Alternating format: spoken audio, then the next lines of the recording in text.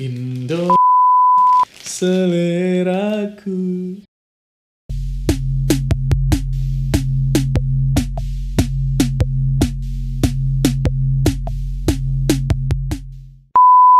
Yo mama friend. Bang Pilih on stage. Mau cerita apa? Bang Pilih siap sharing.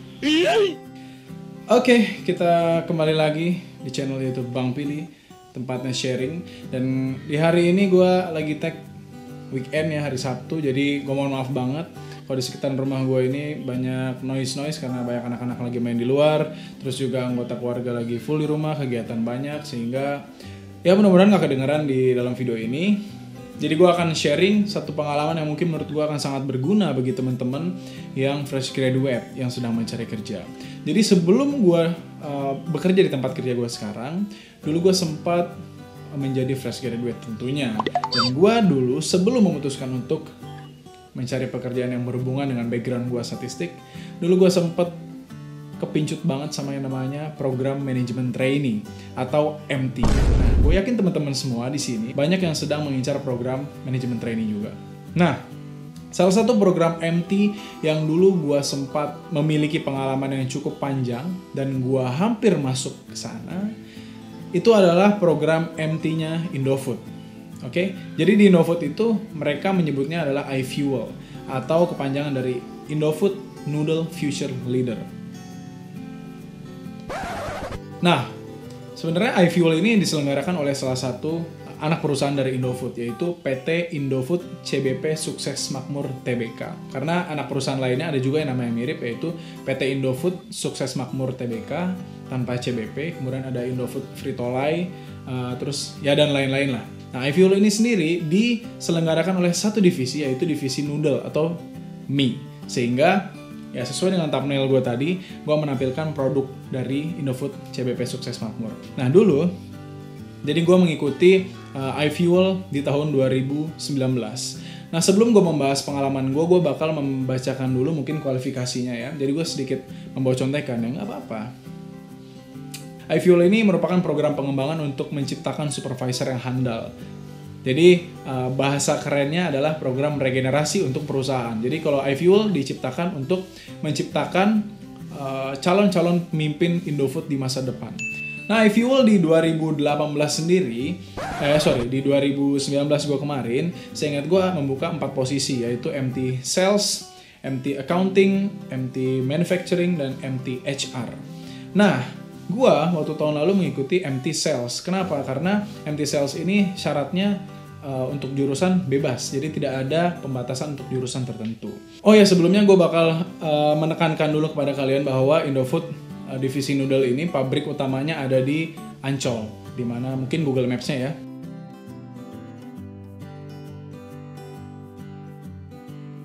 Oke, jadi berkenaan dengan MT tadi itu sendiri, kualifikasi umumnya yang pertama bersedia ditempatkan di seluruh Indonesia. Pabrik Indofood ini sendiri yang noodle ya ada dari Medan sampai ke Manado. Jadi kalian siap-siap untuk menjadi perantau. Oke?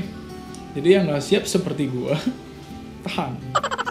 Oke, ntar ya tahan dulu. Yang kedua, IPK minimal 3. Lalu minimum sarjana berasal dari universitas ternama. Usia maksimum 25 per 1 April 2020. Dan yang terakhir merupakan fresh grade atau pengalaman kerja, kalau gua nggak salah ya, karena di sini nggak ada keterangannya, itu maksimal 1-2 tahun. Nah, pendaftarannya yang gue lihat dari internet itu seleksi dimulai dari Januari sampai Maret. Nah, Januari sampai Maret, dan katanya sedang dalam proses postpone atau penundaan dulu karena virus corona. Ya, kita berharap semoga virus corona ini segera berakhir pandeminya agar kita semua bisa kembali ke kehidupan yang normal lagi. Nah, jadi itu ibaratnya pendahuluan ya. Kalau di skripsi juga kalian kan pasti nulis bab pendahuluan dulu baru ke pembahasan. Jadi nggak mungkin lah gue langsung jelasin pengalaman gue, oke? Tapi gue janji mudah-mudahan, nggak janji sih, gue usahain di bawah 15 menit deh video ini. Ya, kita nggak tahu lah, lihat nanti di akhir video berapa menit jadinya. Jadi gue akan langsung ke pengalaman gue. Di tahun lalu gue itu ikutan seleksi, kalau gue nggak salah bulan Mei. Coba gue lihat dulu ya email-emailannya. Nanti bakal gue tayangin juga. Jadi gue itu di bulan Mei, tanggal 7 Mei itu pertama kali gue di email oleh Indofood untuk mendapatkan, ya gue mendapatkan undangan mengikuti proses rekrutmen MT. Nah, di sini ya, itu hari Kamis 9 Mei 2019 dan waktu itu bulan puasa. Jadi lu bayangkan, challenging. Disuruh datang jam 8 pagi dari Bogor di bulan puasa, naik kereta. Habis naik kereta juga nggak jalan kaki, kita harus naik Grab atau naik kendaraan umum. Datang jam 8 disuruhnya di pabrik Indofood. Dan ya udah nggak apa-apa, karena waktu itu gue belum dapat kerjaan dan gue pengen banget MT, gue jalanin. Habis sahur, sholat subuh, ciao langsung stasiun Bogor, turun di stasiun Jakarta Kota. Nah ini bagi teman-teman juga yang mau ikut dari stasiun Jakarta Kota langsung nge-Grab aja atau Gojek. Dan itu dekat sih menurut gue, dan nggak terlalu mahal karena masih pagi juga ya. Ya jadi di hari Kamis itu ceritanya gini, gue dateng di depan Indofood. Gue melihat, oh ini ada pabriknya, dari luar kelihatan jelas pabrik. Lalu ntar ada pos satpam nanya ke situ, Pak saya mau daftar, saya mau ikut seleksi MT. Dan gue langsung diarahkan oleh pas satpam ke suatu tempat yang gak jauh dari, ya sebelah pos satpam itu ada tempat duduk-duduk lah dekat toilet. Di situ udah banyak tuh fresh grade yang pakai baju-baju rapi. Ya nggak banyak sih yang pakai baju putih, tapi bawahannya hitam, bawahan rapi semua, ada yang pantofelan.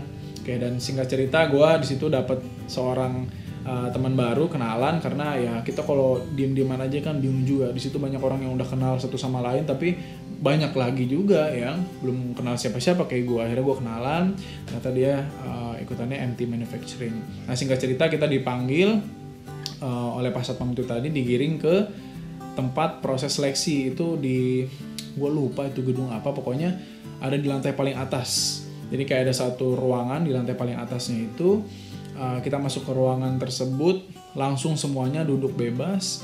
Jadi konsepnya kayak tempat, kayak lab gitulah. Jadi di pinggirannya ada meja-meja, jadi kayak sekeliling sudut ruangan itu ada meja, di tengah-tengah juga ada meja. Jadi nampung banyak orang. Waktu itu kalau gua nggak salah mungkin ada 40-an orang kali, atau lebih ya, karena itu semua jurusan. Jadi MT Sales, Manufacture, Accounting, dan HR itu gabung di situ semua. Dan yang gue ingat waktu itu gue disambut oleh salah satu alumni iFuel juga, yang mana dia adalah posisinya HR.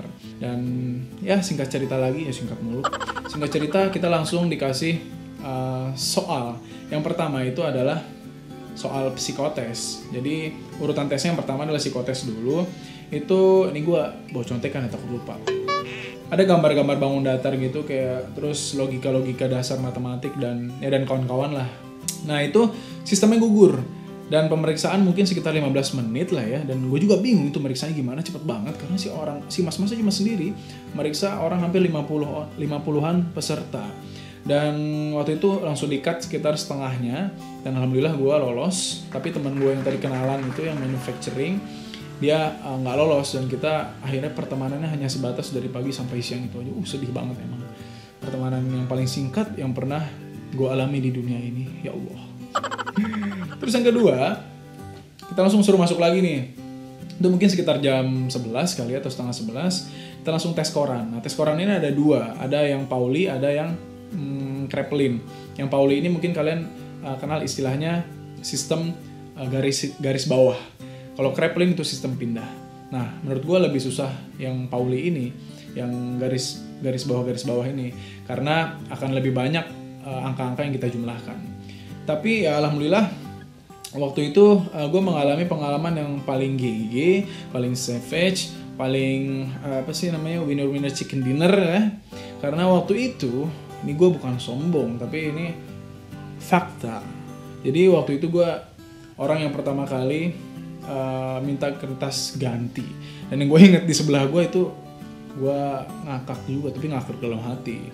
Karena dia ketika gue minta, Mas saya minta kertas tambahan, dia langsung nengok ke gue, seakan-akan dia heran gitu. Dan banyak juga orang ngeliat ke gue, ya jadi sombong nih kan, tapi gak apa-apa lah. Yang penting bisa memotivasi kalian bahwa kalau kalian sering isi tambah-tambahan, jago matematika, insya Allah Paulinya paling cepat. Nah gak lama kita itu keluar lagi, waktunya beres, keluar, dikasih waktu, kalau gua nggak salah nih dikasih waktu ISO nggak pakai ma ya, karena kita lagi puasa waktu itu, nggak ada makan, istirahat sholat, dan pokoknya sekitar 20-an orang lah kalau nggak salah. Pokoknya kita di-cut untuk kemudian sekitar jam 1 itu kita lanjut lagi ke tahapan ketiga, yaitu LGD. Kalau nggak salah namanya LGD, Leaderless Group Discussion. Atau kalau bukan LGD ya FGD lah, Focus Group Discussion. Tapi seingat gue ya LGD, karena kita waktu itu sistemnya nggak pakai leader, makanya namanya leaderless. Oke, itulah pentingnya paham bahasa Inggris. Jadi dari 20 orang itu, anggaplah 20 orang, kita dibagi menjadi 4 tim waktu itu kalau gue nggak salah.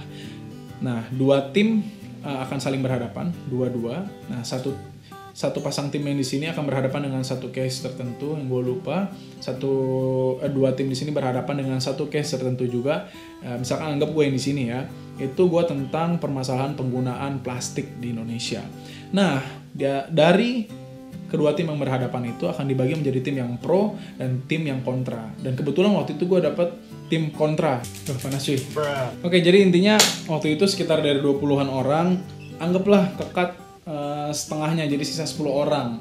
Nah, sebelum kita cabut, kita yang 10 orang itu tetap kumpul dalam ruangan, sisanya keluar. Nah, kita dikasih tugas untuk melakukan suatu studi kecil-kecilan. Itu posisi jam 2:30 ya. Kita dikasih waktu sampai besok pagi, jam 9 harus sudah ada di Ancol itu lagi. Jadi kita harus mengunjungi 3 jenis toko ya, penyedia produk Indofood yang mencakup modern trade seperti minimarket, supermarket, kemudian general trade atau toko kelontong ya, toko-toko warung-warung rumahan, dan juga Warmindo, warung makan Indomie kalau nggak salah singkatan itu. Jadi kita mengunjungi 3 itu dalam waktu yang sangat singkat dan dalam bulan puasa. Itu gue langsung mikir, gila ini. Kita cabut jam 3, besok pagi jam 9 harus udah ada di Ancol. Apalagi gue yang orang Bogor, itu lagi puasa, gue harus berbuka puasa, malamnya harus taraweh, ya walaupun akhirnya gue nggak taraweh gara-gara tugas kayak gini. Kita cabut, singkat cerita gue sampai di stasiun Bogor mungkin sekitar pukul 4:30. Dan gue berencana waktu itu mengunjungi Indomaret Point yang ada di stasiun Bogor. Ya gue rangkum sedikit, terus baliknya gue inget Warmindo itu ada di dekat rumah gue, tapi sayangnya waktu itu tutup karena gue kesana baru jam 5 sore. Nah gue kan nggak mungkin nunggu bukanya nanti 5:30. Nah karena gue juga harus buka puasa di rumah, gue cabut. Dan yang gue inget, warkop tempat dulu gue nongkrong di kampus itu pernah ditawarin jadi Warmindo. Jadi more or less akan sama, dan gue sudah tahu situasi kondisinya bagaimana, khususnya mengenai bagian jual beli produk Indomie. Nah yang ketiga yaitu si general trade. Nah ya udah itu mah gampang banget, orang warung di sebelah rumah gue juga jual Indomie dan gue tahu gimana jual beli di warung-warung biasa, udah hatam lah. Oh iya Mapren, sorry banget gue lupa. Kalau ini tuh tugasnya diperuntukkan untuk 3 orang ya. Jadi kita dibikin satu grup untuk melakukan case study ini ke Modern Trade, General Trade, dan Warmindo. Isinya 3 orang dan presentasinya besok itu bertiga. Nah jadi kita bisa menyusun strategi gimana kalau satu orang itu mengunjungi General Trade, 1 orang ke Modern Trade, 1 orang ke Warmindo. Tapi karena waktu itu kita pikir nggak banyak waktu kita untuk bisa mengelaborasi hasil studi masing-masing, ya udah kita memutuskan bertiga ini. Jadi kita dulu sama-sama harus mengunjungi ketiga-tiganya, dan nanti malam kita udah janjian langsung kumpulin lewat grup WA, baru kita bikin dalam satu PowerPoint. Sebenarnya kita sedang bekerja sama, tapi secara nggak langsung kita sedang berkompetisi. Singkat cerita besok pagi kita sampai di Ancol.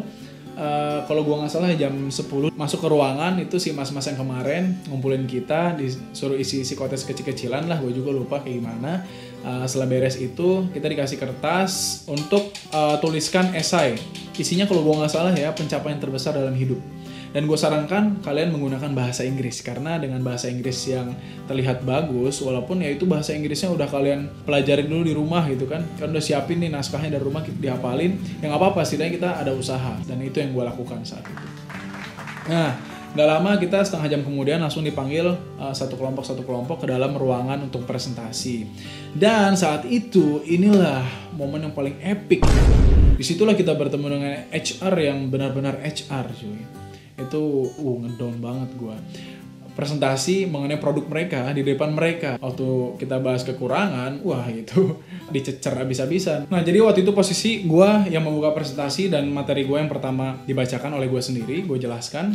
Jadi gue orang pertama yang ngedown. Jadi teman-teman gue yang dua tadi mungkin udah ada persiapan nih kalau ternyata yang ngetes kita killer gitu kan.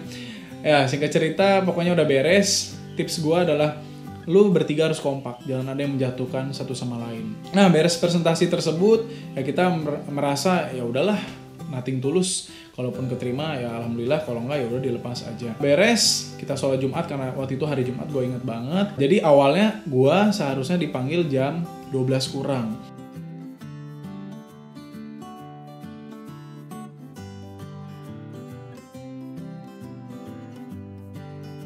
Dan waktu itu gue bilang, Mbak, maaf saya kan muslim, saya harus sholat Jumat. Dan waktu itu gue sholat Jumat. Nah, interview oleh Mbak HR yang tadi kebagian setelah Jumatan. Dan ternyata mbak-mbaknya baik gitu kan. Karena tadi mungkin proses pengujian mental kita ini harus kuat gitu. Jadi ya berbicara tentang pengalaman-pengalaman selama di kampus, persiapkan pengalaman kalian khususnya berhubungan dengan kepanitiaan. Atau kalau kalian punya pengalaman kayak gue dulu pernah memimpin suatu kepanitiaan berskala nasional, itu tonjolkan kelebihan kalian di situ. Jadi intinya jangan sampai kalian terlihat tidak siap. Jadi hari itu beres, kita pulang waktu itu bareng, inget banget gue gitu kan, pulang bareng gitu sampai ke depan pabriknya gitu, say goodbye gitu kan, kayak ya sukses ya, mudah-mudahan yang terbaik buat kita semua. Ya singkat cerita mungkin sekitar beberapa hari kemudian gue dapat emailnya gue liatin di sini nanti. Jadi berdasarkan hasil tes sebelumnya, maka kami mengundang Anda untuk proses interview dengan user. Nah di sini gue diundang hari Jumat juga, mungkin sekitar ini 2 minggu ya setelah gue di email. Itu jam 10 di PT Indofood CBP Sukses Makmur Noodle Division Sudirman Plaza Indofood Tower. Jadi ini kita udah ke Sudirman mainnya, udah elit cuy. Di Plaza Sudirman itu, Plaza Sudirman ya namanya. Plaza Indofood Tower. Jadi gue kebagian waktu itu jam mungkin 10:30 di interview oleh user. Beliau itu gue lupa ya namanya siapa. Pokoknya beliau itu baik banget, humble banget orangnya, dan posisinya udah tinggi sih. Nah satu hal yang penting yang gue pelajari dari bapak tersebut adalah bahwa untuk menjadi seorang MT sales dan mungkin nanti akan menjadi petinggi di suatu perusahaan adalah khususnya di bagian sales ya.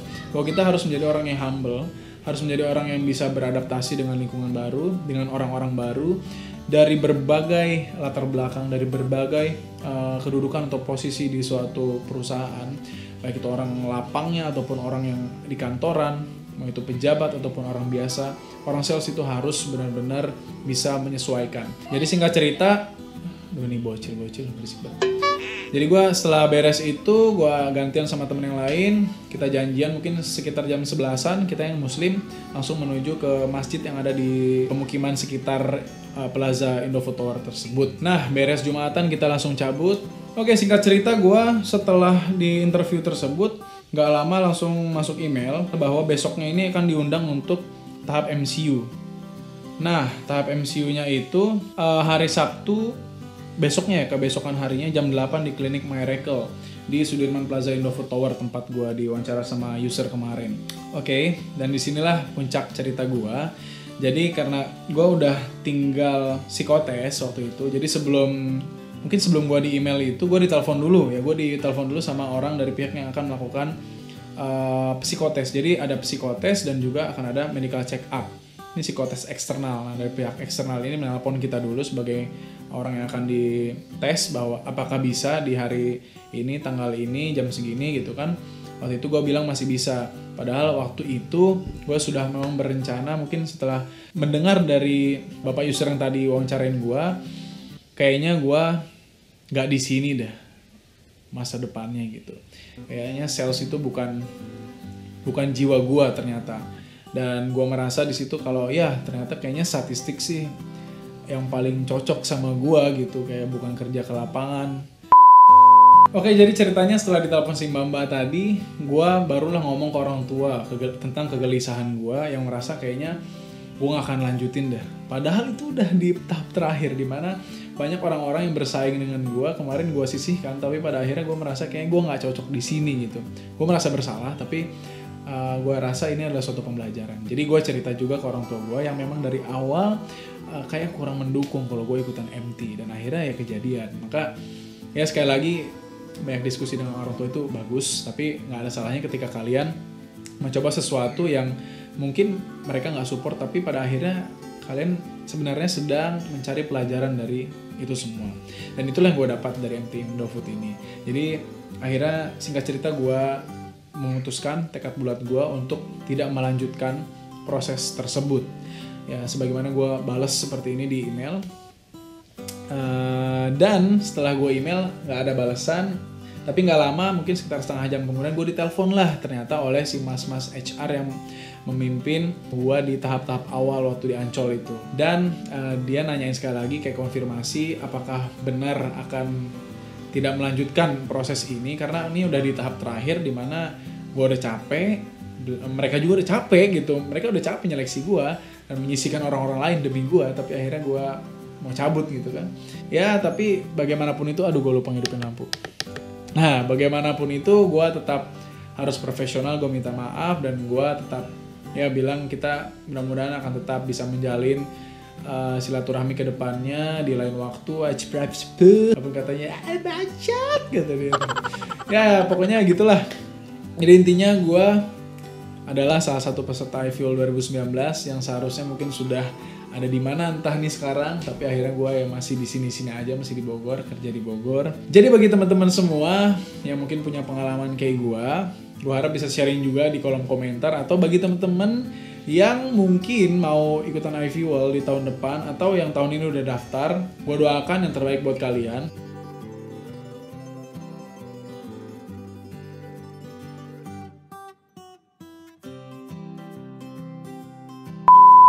Jadi sekian dari Bang Pilih, terima kasih. Jangan lupa untuk memberikan jempol atas, komentar, kemudian bagikan pada orang-orang, dan juga subscribe. Bang Pilih cabut dulu. Assalamualaikum.